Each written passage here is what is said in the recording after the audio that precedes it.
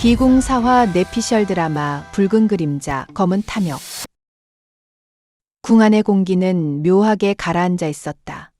창백한 달빛이 전각의 기와를 스치고 붉은 등불 너머로 서늘한 바람이 살같이 스쳐 지나는 밤이었다. 왕 이정은 쓰러져 있던 자리에서 천천히 몸을 일으켰다. 온몸에서 땀이 흘렀고 그의 눈동자엔 막막한 어둠이 어른거렸다. 방금 전까지 무언가에 짓눌리는 꿈을 꾼 것 같았다. 그러나 그것은 단순한 꿈이 아니었다. 그의 몸속 어딘가를 파고들던 무거운 존재감, 그건 팔척기였다. 너는 윤갑이 아니군. 앞에 선 사내는 틀림없이 윤갑의 얼굴을 하고 있었지만 그 속은 다른 무언가였다. 이정의 말에 사내는 천천히 고개를 들었다. 눈빛은 싸늘했고 미소는 비웃음처럼 얇았다. 이제야 알았나. 그의 말투는 분명 인간이 아니었다. 이정은 칼을 뽑아 들었고 한 발 내딛었다. 하지만 강철 윤갑의 몸을 빌린 이무기는 미동조차 하지 않았다. 오히려 그 시선을 느끼고 다가오던 병사 하나가 공중으로 튕겨나가며 벽에 처박혔다. 궁 안의 기류가 요동쳤다.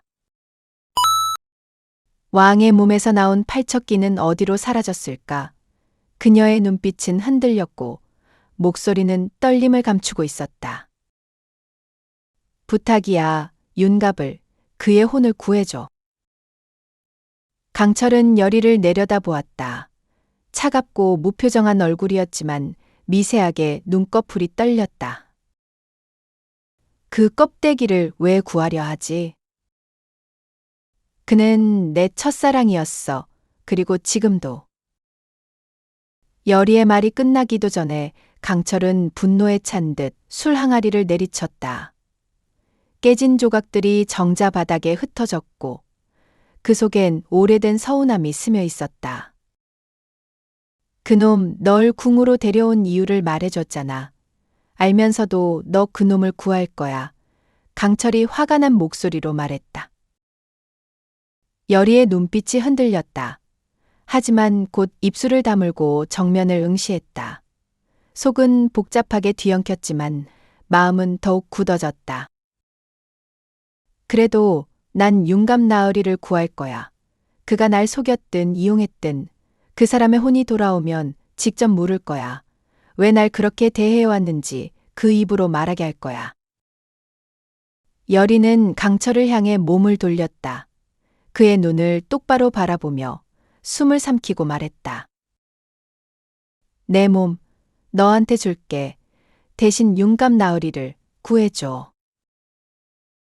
그 순간 강철의 표정에 잠시나마 흔들림이 스쳤다. 그러나 곧 다시 싸늘해진 표정으로 고개를 돌렸다. 그날 밤 왕은 열의와 강철이 궁 안을 주술로 어지럽혔다고 하여 도성 밖으로 내쫓으라 명했다. 열의는 팔척기에 맞서기 위해 그리고 윤갑의 혼을 되찾기 위해 무구와 지식을 얻으러 떠났다. 그녀의 발길은 오랜 인연이 있는 가섭스님이 계신 산으로 향했고 강철은 시큰둥한 태도로 투덜거리면서도 결국 열의와 함께 길을 나섰다. 산중 암자에 도착한 두 사람, 강철과 마주한 가섭스님은 단번에 그가 인간이 아니라는 것을 알아차렸고 둘 사이엔 짧지만 날선 침묵과 팽팽한 기류가 흘렀다. 가섭스님은 두 사람을 암자 안으로 들이지 않고 마당에 앉힌 채 오래도록 침묵했다. 바람에 흔들리는 등불 사이 스님의 눈은 마치 속을 꿰뚫는 듯 깊었다. 팔척기는 원한의 정점에서 태어난다. 그 원한이 어디서 비롯되었는지 넌 알고 있느냐? 옛 기록에 따르면 팔척기는 본래 왕실의 피를 이은 자였다. 먼 옛날 폐쇄자였던 한 왕자는 궁중 음모에 휘말려 억울하게 죽임을 당했다. 그를 따르던 내명부의 소수만이 그의 억울함을 알았고 나머지는 그를 광인이라 조롱했다. 생전에 그는 예언과 신수를 보았다고 한다. 미래를 읽는 눈을 가진 자였지. 그의 마지막 말은 이러했다고 전해진다. 내 혼은 물 아래 묻히지 않을 것이다. 진실이 지워지는 날, 나는 다시 돌아올 것이다. 물, 그림자, 그리고 왕실의 혼이 있는 속, 팔척기가 머무는 장소는 언제나 그 피로 물든 억울함과 닿아 있다. 그의 혼은 죽은 뒤에도 가라앉지 않았고, 마침내 가장 큰 원한으로 형태를 가졌다. 그는 권력을 갈구하지 않았다. 다만 자신을 모함한 왕실을 무너뜨리고자 하는 욕망, 그 단 하나로 수백 년을 떠돌았다. 그러나 그에게는 또 다른 한이 있었다. 죽기 전 그는 어린 아들을 남겼다. 혈통은 이어졌지만 그 아이는 궁에서 존재를 지워지듯 밀려났고 결국 유배되어 사람들의 기억 속에서 사라졌다. 그 아이마저도 정통이 아니라며 무시당하고 영모의 핏줄이라는 누명 속에 방치되었다. 팔척기는 자신이 죽은 것보다 아들의 운명을 더 오래 증오했다. 무력하게 세상에서 지워진 피, 자신의 대가 끊긴 것을. 그래서 그는 진정으로 왕좌를 탐한 것이 아니었다. 왕좌 위에 오르기를 바란 건 바로 자신의 피, 자신의 분노를 이어줄 존재였다. 그는 기회만을 기다렸다. 욕망을 가진 자가 자신을 받아들이기만을. 그의 눈엔 지금의 궁궐도 자신을 죽게 만든 옛 궁궐과 다를 바 없을 것이다. 여리는 스님의 이야기를 다 듣고서야 입을 열었다. 그럼 그런 존재를 어떻게 없앨 수 있습니까?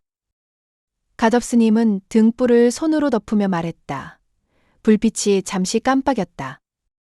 팔척기는 억울한 죽음에서 태어났다. 죽음을 받아들이지 못하고 생전보다 더 강한 의지로 남은 자지. 그런 자를 없애려면 그의 원한이 깃든 기억을 끌어내고 그 기억을 낱낱이 부수어야 한다.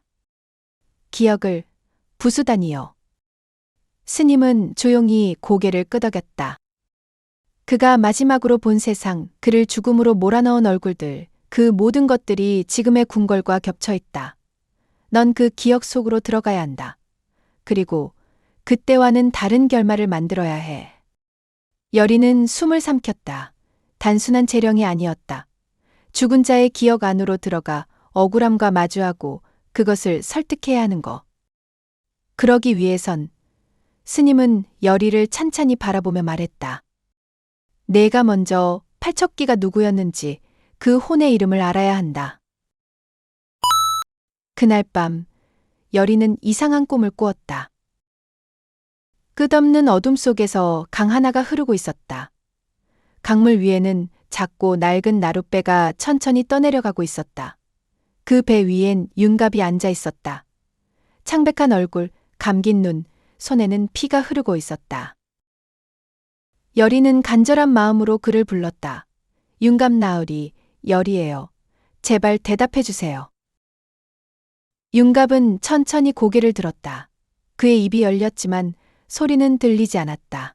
그러나 입모양은 분명히 단어를 만들어내고 있었다. 검은 실, 마루 밑 위패. 그리고 마지막으로 여리를 바라보는 눈빛, 슬픔과 미안함, 간절함이 얽힌 그 눈동자. 배는 서서히 어둠 속으로 가라앉았다. 여리는 발버둥 쳤지만 몸은 굳어 있었고 목소리는 공허한 공간에 삼켜졌다. 안 돼, 제발. 다음 날 아침, 여리는 잠을 못 자 퀭한 얼굴로 마당으로 나왔다. 그녀는 멍하니 중얼거렸다. 검은 실, 마루 밑 위패. 가덥스님은 조용히 차를 따르며 물었다. 꿈을 꾼 모양이구나. 무엇을 보았느냐? 여리는 꿈에서 본 검은 강과 나룻배, 그리고 윤갑이 남긴 말을 설명했다. 특히 위패라는 말이 자꾸 가슴에 걸린다고 말했다. 스님은 그 말을 듣자마자 이마를 찌푸렸다.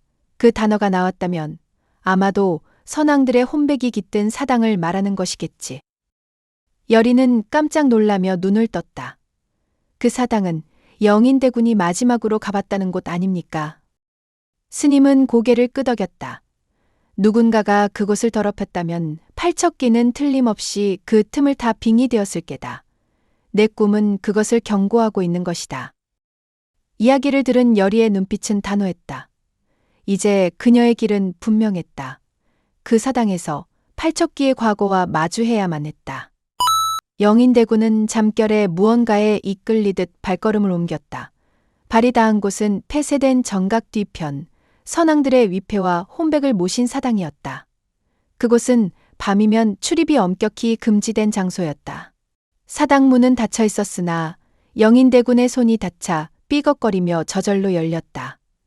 그 안엔 오래된 향냄새와 젖은 흙, 그리고 설명할 수 없는 차가운 기운이 감돌고 있었다.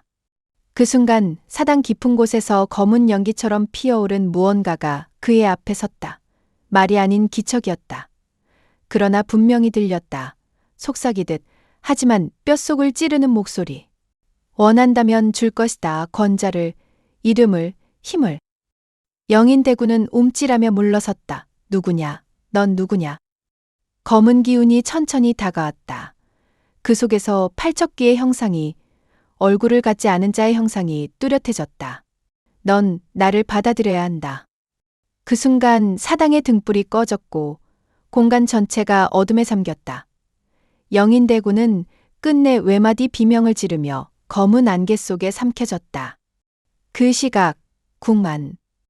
팔척기가 깃든 영인대군은 밤마다 원자의 침소를 찾았다. 목을 축이듯 찬 물을 들이키고 창밖을 오래도록 서성였다.